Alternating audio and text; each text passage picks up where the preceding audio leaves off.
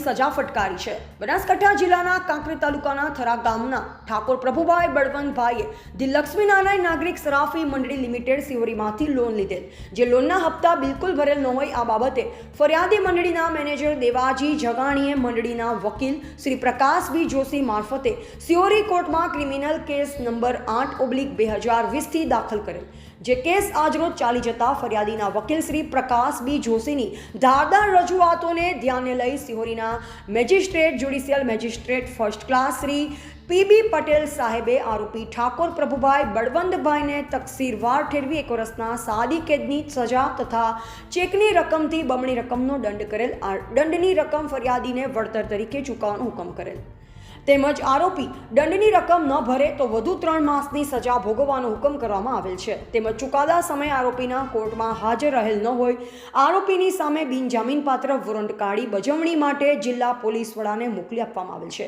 આ ચુકાદાથી બેંક અને મંડળીઓમાંથી લોન લઈ હપ્તા ન ભરી આવી સંસ્થાઓ સાથે છેતરપિંડી કરતા ઇસમોમાં ફફડાટ ફેલાયો છે। અહેવાલ જયંતિભાઈ ઠક્કર, સિહોરી, કાંકરેજ।